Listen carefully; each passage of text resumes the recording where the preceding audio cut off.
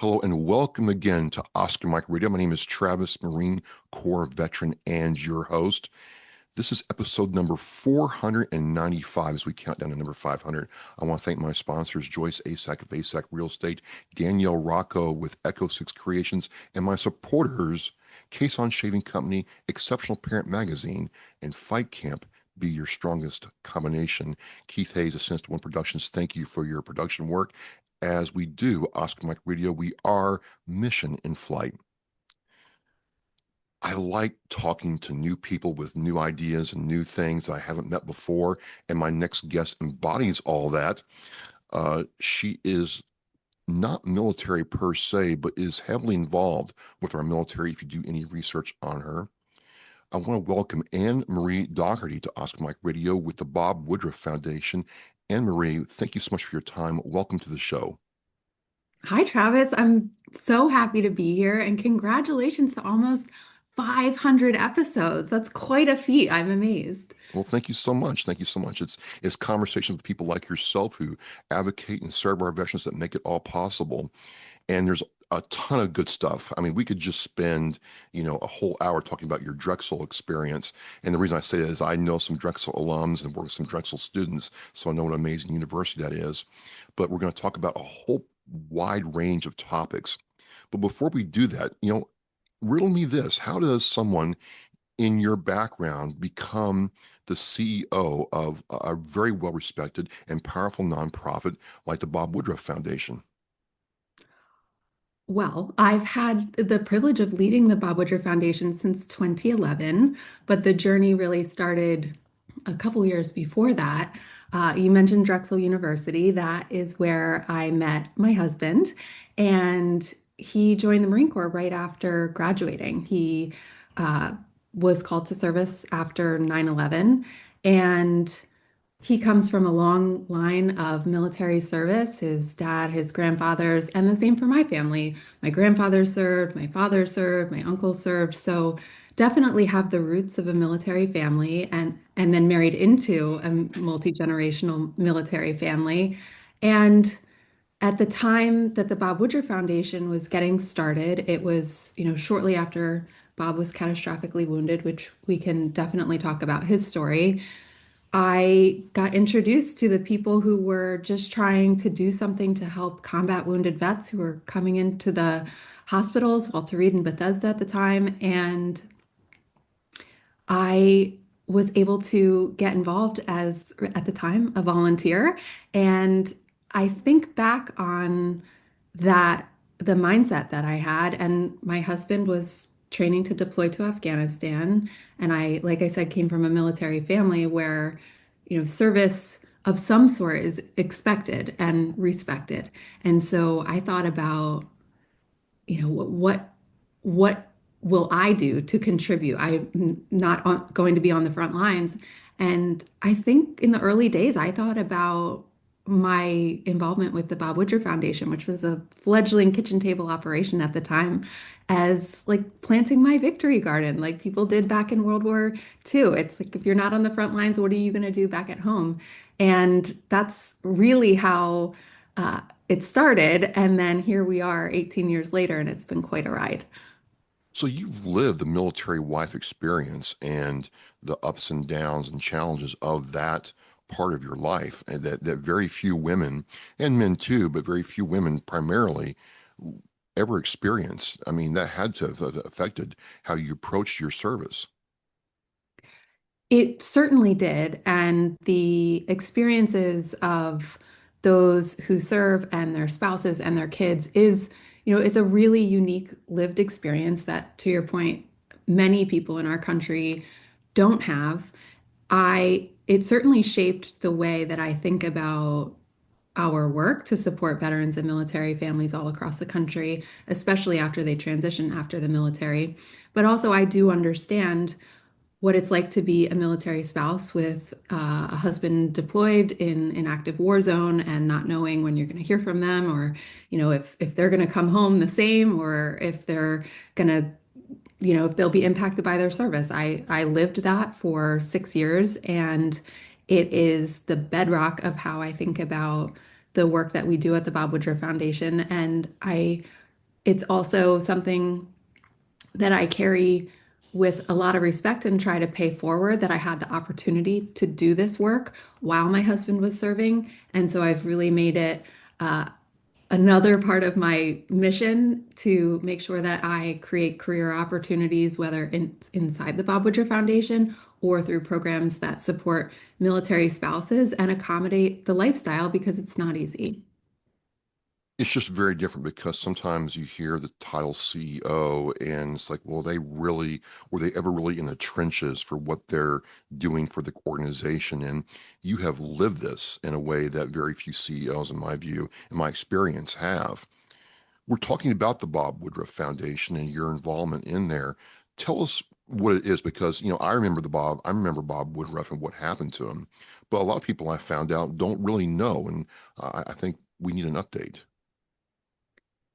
Yes, I understand that. It's been actually 20 years Yeah. since Bob was wounded. So that's uh, that's pretty remarkable that what happened in January of 2006, Bob Woodruff, at the time, had just been named Peter Jennings' successor. He had the big desk, the anchor seat, which is really the pinnacle of a career in journalism. And I say that as someone who studied journalism, and Bob Woodruff was the newsman of the day, and certainly someone that I admired and respected outside of ever knowing him.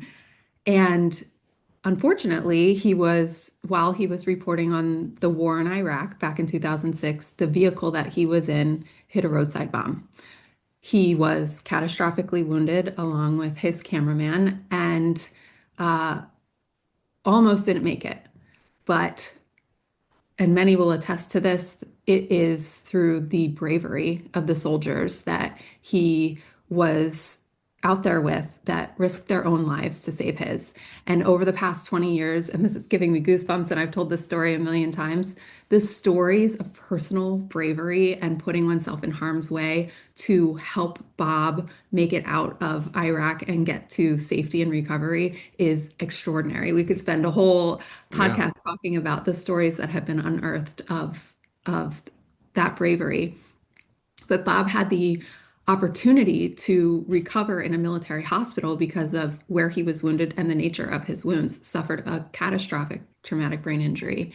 And while he was in the hospital in a coma for 36 days, his family had the opportunity to be alongside him. He was, mid-career, in his mid-40s, had four children, but his wife Lee was able to be at his bedside. They had family that could help take care of the kids, help, get them to school, do all of those things so that his family could be there with him while he was recuperating and when he needed them. But what they saw, because they had so much extra attention, and no journalist wants to go from telling the story to being the story, but that is what happened. There was so much attention around Bob getting wounded.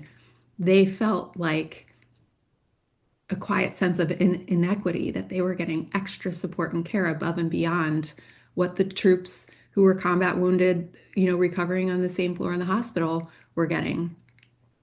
So at that time, the family made a quiet promise that if Bob makes it through this, we're going to do whatever we can to pay it forward to help the people who don't have the means to have a caregiver by their side, or are, young 19-year-old combat wounded, don't have anyone that can come and take care of them. And that's really the spirit that started the Bob Woodruff Foundation. And it's the thread that I've been able to pull over the last 18 years to really just keep us grounded in what our purpose is, what the promise is, and how we can make a difference in the lives of those who have put themselves in harm's way and help have the backs of their families while uh, It they just serve. seemed like not only was he, understandably grateful to be alive, to not to make it, inconsequential, but there was a real desire reading about him. And I remember when this happened, it's like, well, I didn't think the news people actually put themselves in harm's way anymore. It's not usually the SOP, but he did. And then there was this real desire to give back. So many times a lot of us in the military see news people as trying to make us look bad or not really respectful of what we're doing, the challenges we face. And he took his voice literally and built this foundation. And so you come in there now for 18 years, and it was still a new organization when you came in there. But how did you all start defining what the Bob Woodruff Foundation is going to do and how it's going to do it? Well, there was a sense of wanting to give back, but there was a sort of a realism that the Woodruff family hadn't served in the military. They weren't connected. They were truly civilians, and that wasn't their network or their family culture. And so they said, "What can we do to give back?" And they had a national platform and voice. They had an incredible network of people in media, entertainment, business, philanthropy, and that was what they tapped into.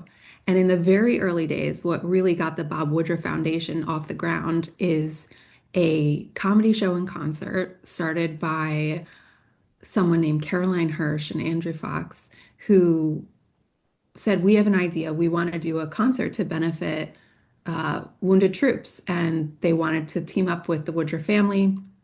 They called it Stand Up for Heroes. And the most amazing thing happened. Uh, Bruce Springsteen performed.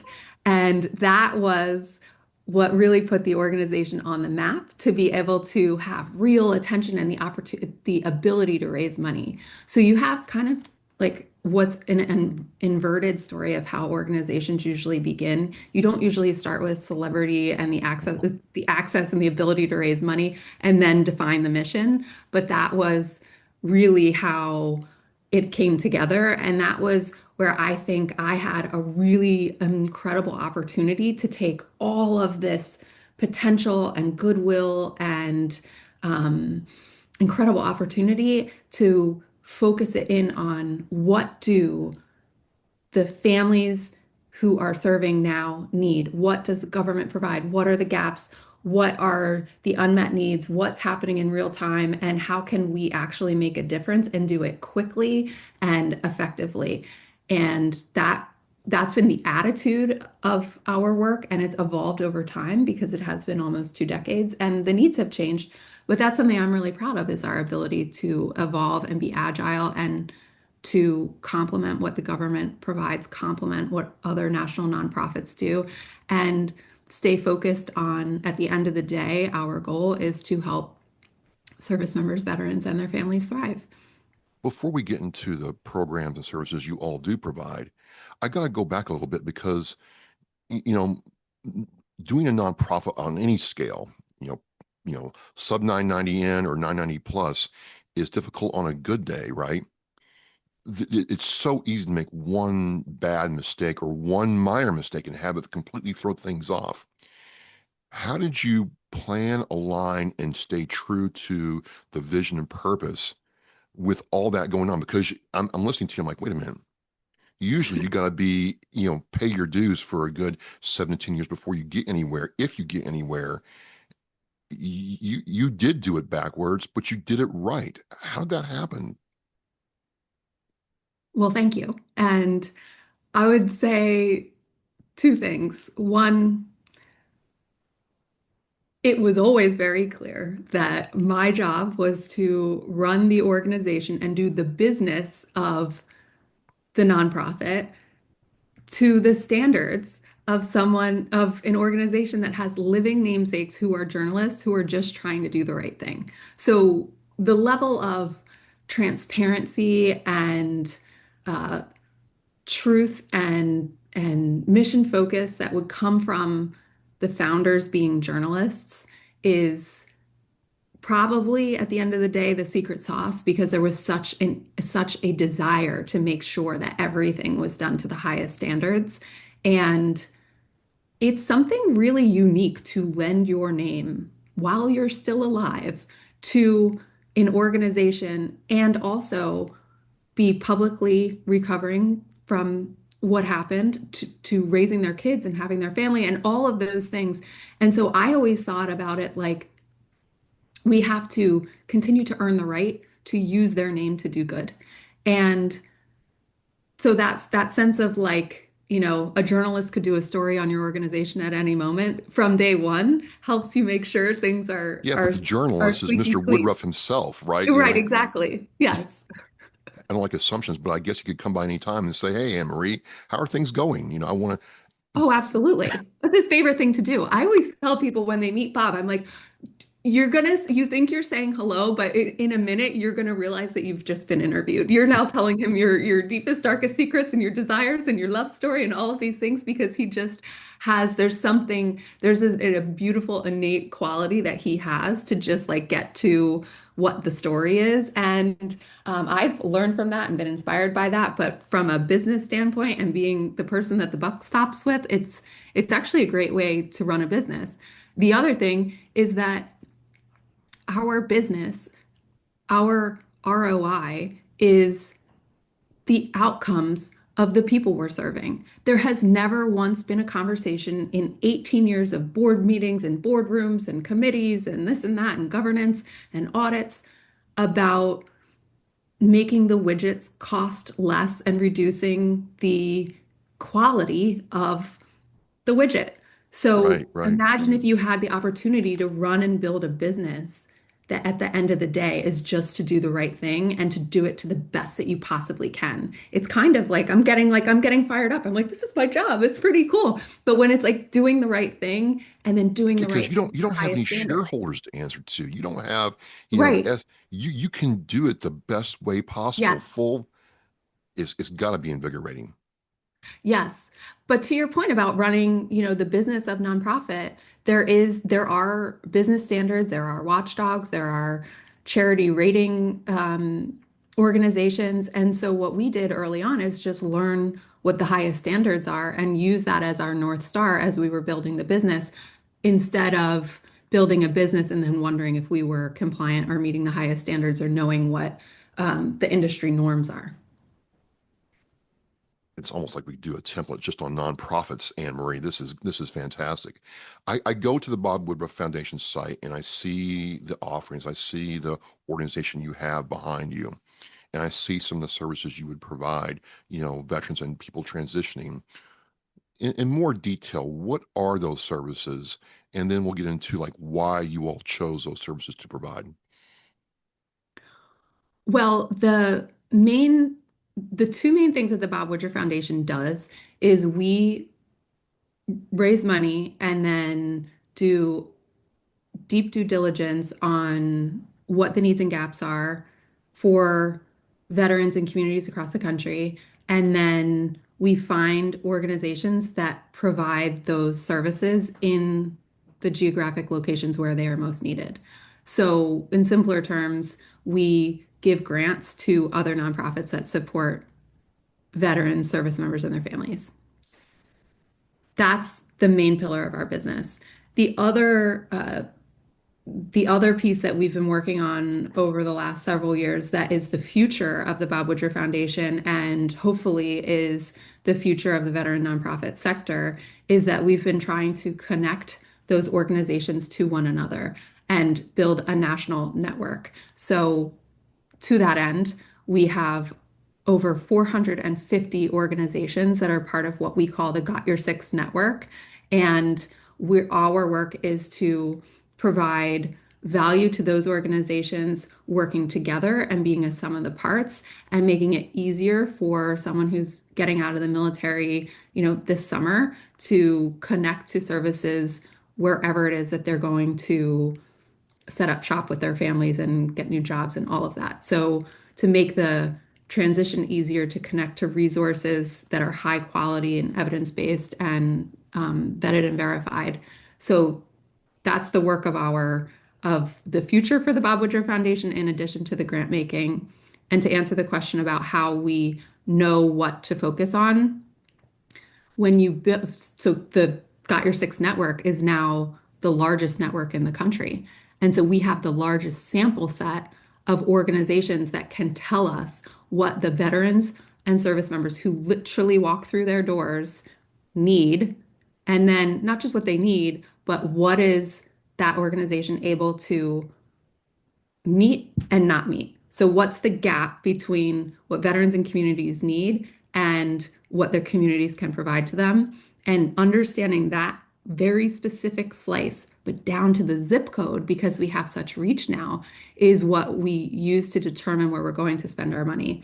And it won't surprise you that the top three things, it's been this way for the last several years, is mental health support, not only for veterans, active duty troops, spouses, caregivers, and sadly, military kiddos. Yeah. So, mental health support for military children, and then housing affordability and housing instability.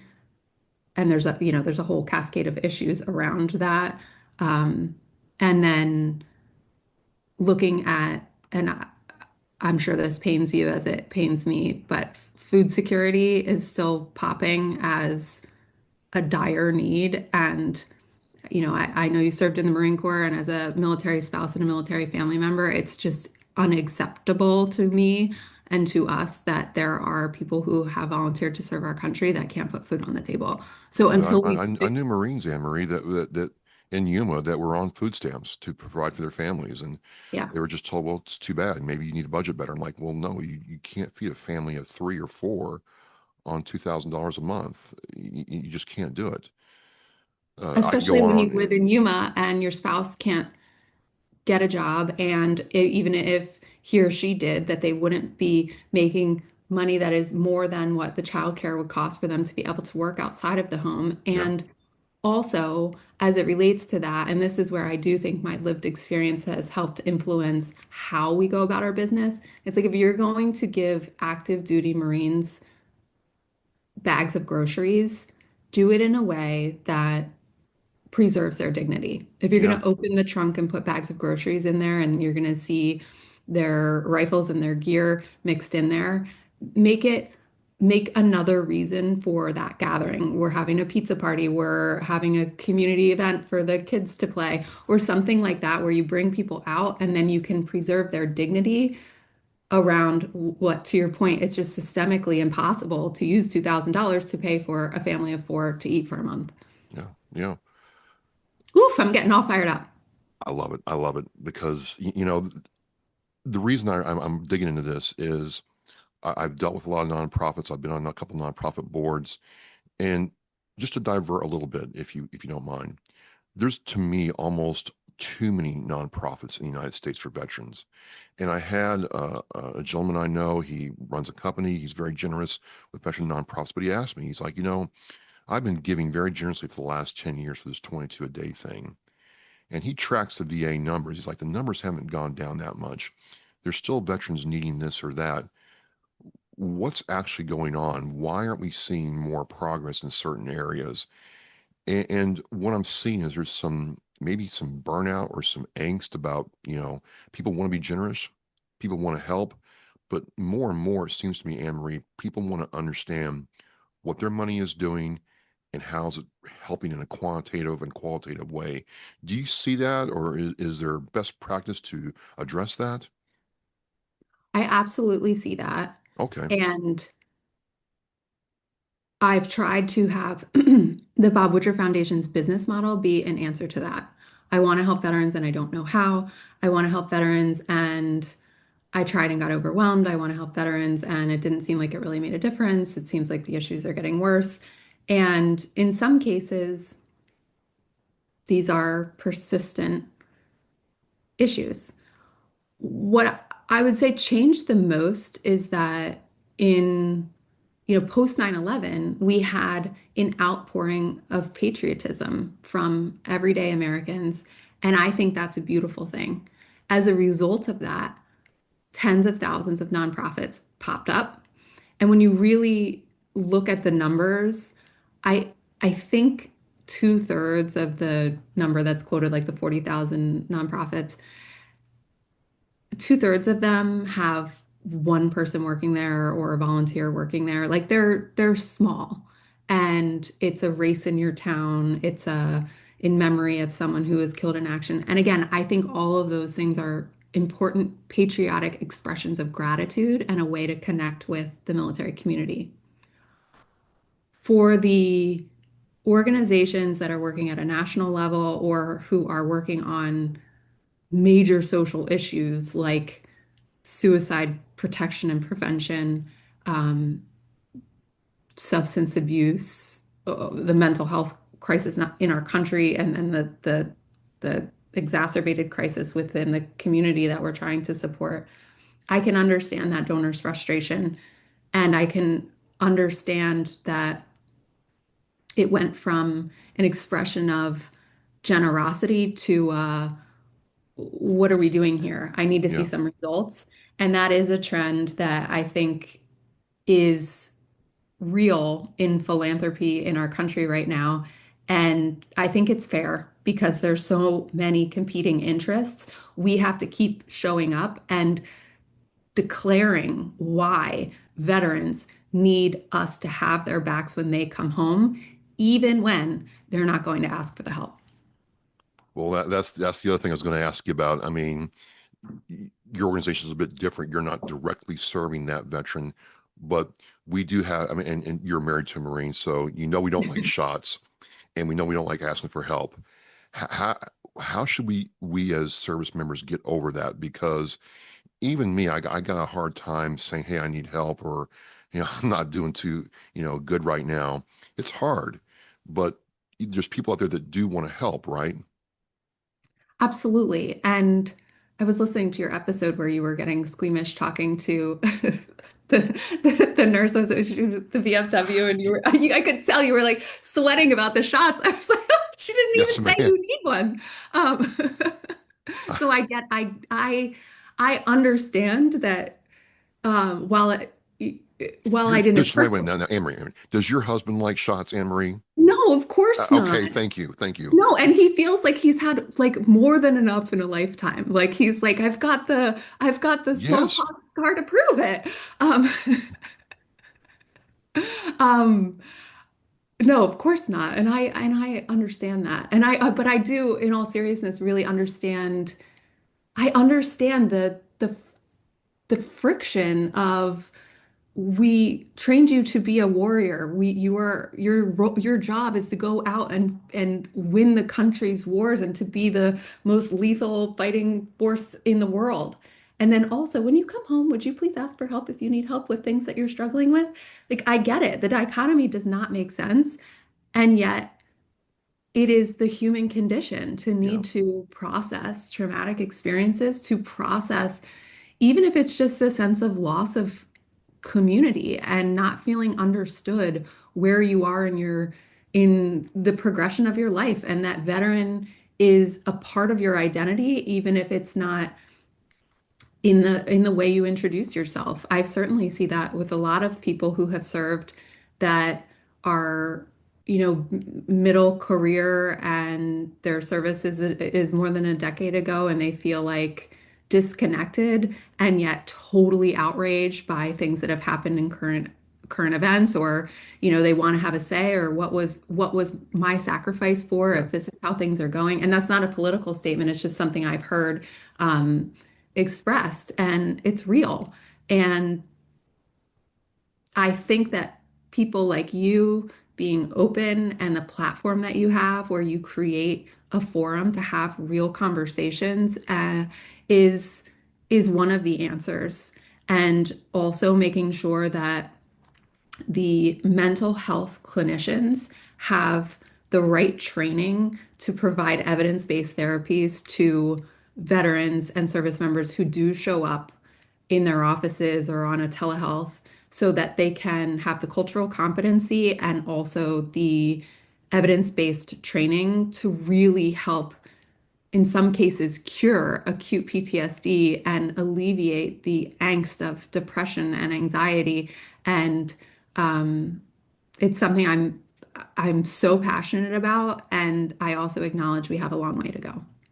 Speaking of a long way to go, I mean, the future is in various forms right now. There's all this focus on AI, all this focused on automation, in healthcare, mental health, so on and so forth. I have to wonder though, if you have this Got Your Six consortium of service organizations that you support, and you're getting data from them, Do you do anything with that data besides just looking at where the need is, or is that data really helping you build future frameworks for more effective service delivery? Well, you're making the pitch for Bob Woodruff Foundation 2030. So we are open source with our data. So our goal is to like having the largest sample set is to learn, gain, analyze, gain insights, apply it to our own work, but also to make it publicly available to the organizations who participated in the research, to policymakers at all levels, federal, state, local, and to other adjacent um, professionals, whether maybe you're working in mental health but not working in mental health for veterans, but there are insights that might apply to that. So the goal is to make all of us smarter, with high tides, all boats will rise Yeah, kind of yeah. attitude. And then, and this is so not a glamorous mission, and you have to stick with me to like get excited about the vision, but the Got Your Six network in totality, and we've set a goal to have by 2030, 2,000 organizations that are a part of the network. So 5x where we are now, um, is to build the national infrastructure for veteran support services in this country. And I've played with a lot of different analogies. The one that I'm jiving with right now is like every state can build their highways, but at a certain point, the country needed an interstate system so that you could get from state to state uh, in a continuous, to stay on I-95. And so the vision is that wherever you live, you can have hyper local, hyper relevant resources that are vetted and verified available to you without the quagmire of um, bad results when you sit at your on your phone and type into Google like PTSD support near me. The answer should be something that you can go to that clinic or set up a telehealth appointment and you know that it's been verified and vetted and all of that. So my goal is that it's easier for you or for the person who is transitioning out of the military this summer just by the normal cadence of service that it's really a lot easier and certainly not stress inducing to get connected to the support that is out there. And then for those of us who are dedicated to closing the gap between what's out there and what's needed, that we can be really precise. Going back to your point about donors need to be decisive, there is enough to go around if we work smarter, not harder. Well, speaking of smarter, I mean, I'm just thinking, okay, if you 5x and you go from Yeah, 400 data points to 2,000 data points, you're going to be able to get, granular, very, very easy based on location. I mean, region, location, anything like, okay, for instance, there's a lot more veterans by just due course in Texas than there are, say, in right. Idaho. Okay, but hey, the Idaho veterans need these things. You're really going to be able to forecast what's needed and where, and then use that interstate road to provide the services more effectively.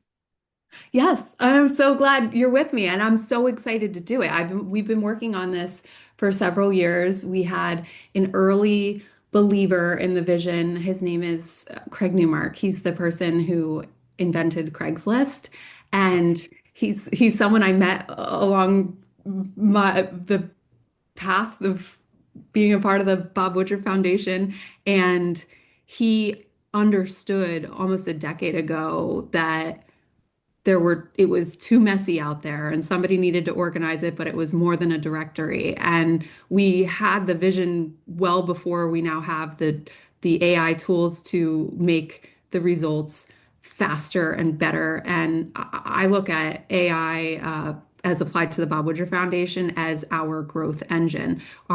We have about 30 employees, and yet we're providing support in all 50 states and US territories and can pinpoint it down to the zip code to your earlier point about granularity. And so my goal is that we can continue to scale our programs and services without having to scale the overhead and footprint of the Bob Woodruff Foundation team that's doing the work behind the scenes. So I have to think the Woodruff family, Bob, had this idea and they started. Now 18, almost 20 years later, they're looking at what you're doing. They're seeing you, make your reports and your 5 and 10 year plans. Do they ever come back to you and say, you know what, Anne Marie, we never thought it would be like this, but wow. Does that ever, you know, is it ever communicated that way? Yes, yes, I do think that in the early days, they were, it was the most traumatic thing that had ever happened in their lives. And like, I always come back to, they had 4 kids, they had 5-year-old twins. Bob Yeah. was 44 years old when he was wounded. And he was at the top of the game. He had the anchor desk. And the choices that they made, even in the fog of all that trauma to help others, is just who they are. But what has come from that is the groundswell of people who have really rallied to support over time. And the endurance of the organization to me really reinforces that we are doing the right thing, because if we weren't, it wouldn't endure. We wouldn't be as strong and as focused and effective as we are. But the thing that makes me the most proud and is also innately humbling is in quiet moments where I've talked to Bob, he says, this is, if this is the result of what happened, it's the best thing I could have ever done in my life. And so he looks at having, a near-death experience being the spark to what is now a movement that has helped millions of people. And he's like, if that's what it took, then it was completely worth it. And it is the thing I am most proud of in my life. Your life, though, let's just, as we close down, I want to say, you're with an organization for 18 years. You've lived the married Marine wife life. You've done that. 18 years later, almost 20, and with a 10-year plan in effect. What's the best part about coming to work every day, Anne Marie?